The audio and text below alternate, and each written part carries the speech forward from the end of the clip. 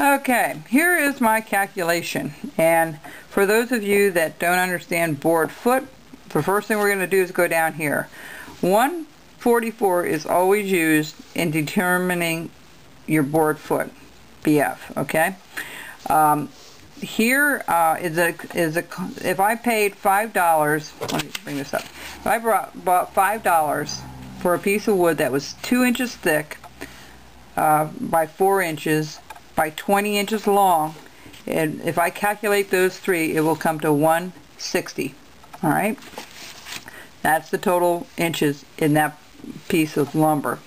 Now if you want to see if $5 is what you're paying per board foot, what you need to do is calculate the 3 dimensions and you'll come up with a number. Then after that you want to take 160 and divide it by 144. Now 144 is actually a one board foot is 144 inches, and how that's calculated is 1 inch thick by 12 inches by 12 inches equals 1 board foot. Alright, and that equals 144. So that's why 144 is always used to determine a board foot in a plank. Alright, so when they talk about board foot, this is what they're talking about. Alright, so now we bought this for $5, we calculated the 3, it came to 160, and then we divided by 144, it comes to 1.11. After you have that calculation figured out, what your actual board foot in this piece, and now you paid $5 for it, okay, what you want to do is you want to take the $5 cost and you want to divide it by 1.11. It comes out to $4.50 is what you're paying per board foot to that vendor. So that's the calculation you need to go by. I know it's a little bit tough for people that aren't into math. You know, I learned this a long time ago because I work on the farm and I had to buy things, and when I got into carving I bought a lot of lumber and I wanted to see if it was a good deal or not. So if you go anywhere and you find the cost, you just take the dimensions, the total, then you divide it by 144, then take your cost and divide it by what you can determine the board foot in that piece was, and that should give you the price. Alright, so that's our simple lesson of how to detect. I believe if you're paying more than $5 per board foot, you're paying way too much.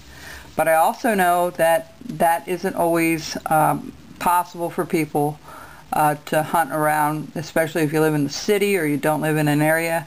Look at your wood carving shows. You can get great deals there. If you have a local carving vendor like we do, a wood carving shop, we have one here in Lancaster, Don. You know, he'll give you a good deal on wood. You know, he'll treat you right down there.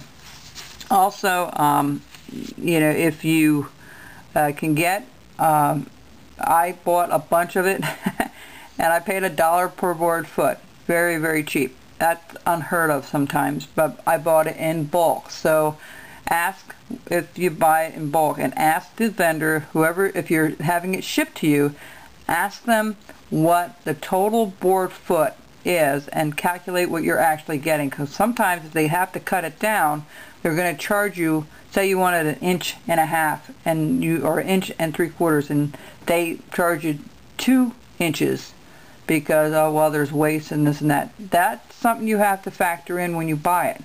But the question is it worth it to you to get the exact size so you don't have a lot of waste on your end when you go to cut it? So those are all factors that you have to figure out. Okay, so that's my lesson for today. I hope that's been helpful to you, and if you go to a shop, take your calculator along. Bring your calculation, you know, your calculation sheet with you, and figure out exactly what you're paying for it. And don't forget, shipping wood is very, very expensive. It can be. So when you order some, ask them for the total with the shipping included. Okay? Take care, folks, and have a great day. Bye-bye.